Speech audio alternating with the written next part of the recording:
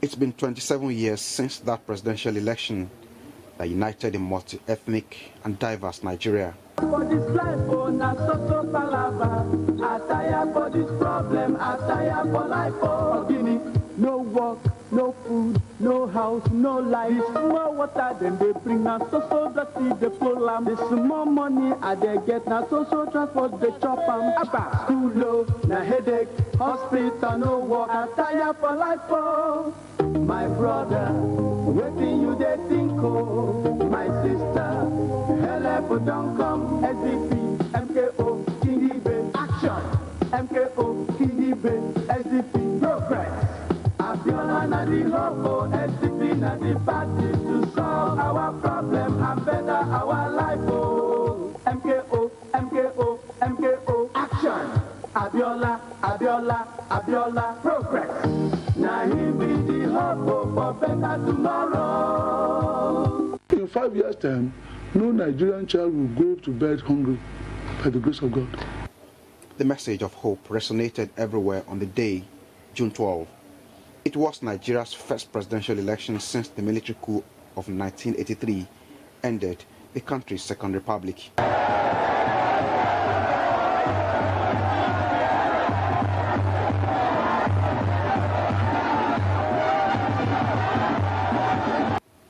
But the high hopes were dashed when the military government of Ibrahim Babangida decided to annul the election, which results were already largely favorable to the Social Democratic Party and its candidates, MKO Abiola. It's true that the presidential election was generally seen to be free, fair, and peaceful. However, there was in fact a huge array of electoral malpractices virtually in all the states of the Federation before the actual voting began. What followed were massive protests and a political unrest that will eventually force the military president out of office. It will continue off and on until the military release the result of the June 12 election and put the democratically elected president, who is myself, in charge of affairs. I won't go to war. I won't encourage my supporters to go to war. I will fight for peace, and we will get peace. While all that lasted, the winner of the election traveled abroad to rally international support to reclaim his mandate and returned weeks later.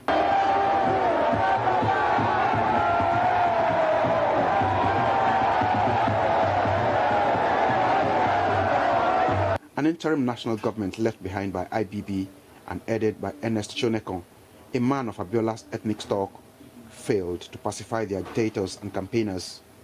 June 12 or nothing, they demanded. Shonekan was forced out of power in November 1993 in a bloodless coup led by Sani Abacha, another military general and defense minister, thus beginning another round of agitation.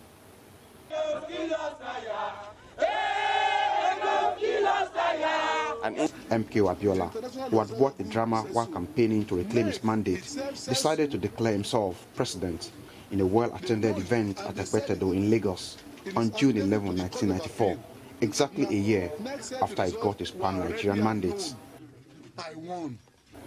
Many justified his declaration. Abiola had won the majority of 58.36% of the total votes cast and won in 20 out of 30 states against his opponent, Bashir Tofa of the National Republican Convention. But those who aided that event got a raw deal from security agents who hauled them into different detention centers. Abiola himself was picked up from his home in Ikeja, right in the presence of his teeming supporters, who decided to honor him with the national anthem as a large team of police officers whisked him away, but not before he made the famous call to the BBC. I'm being arrested, I'm just going out now with the police.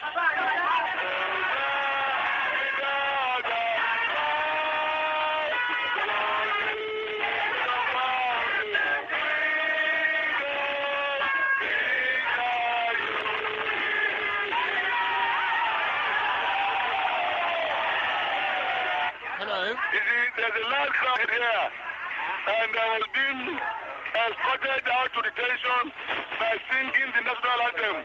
Why are they arresting you?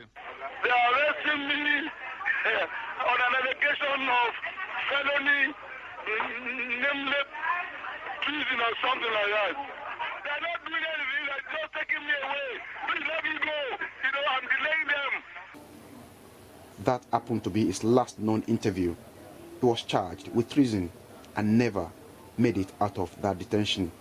He died in questionable circumstances on July 7, 1998, exactly a month after Abacha himself suddenly died on June 8.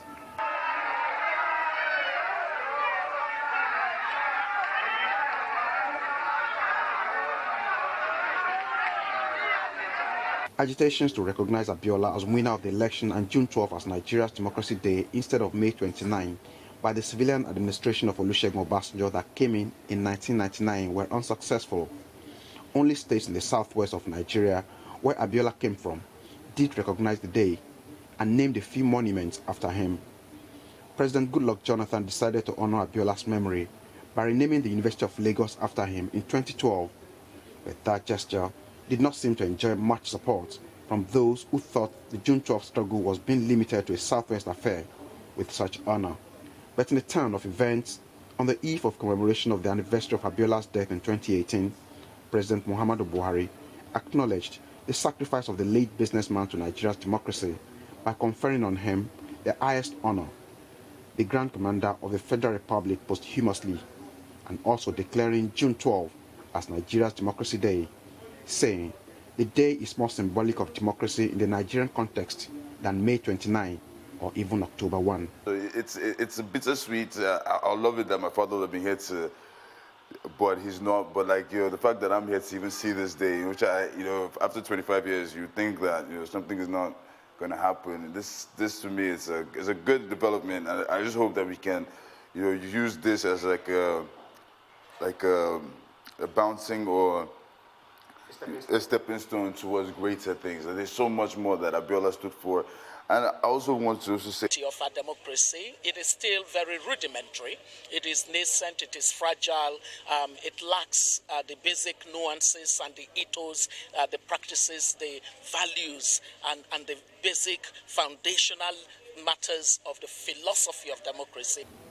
But how much of lessons of the day June 12 plays out in the current democratic process in Nigeria is a big question that many still ponder on 27 years after that watershed of an election. Tokunbo Oyetunji, Arise News.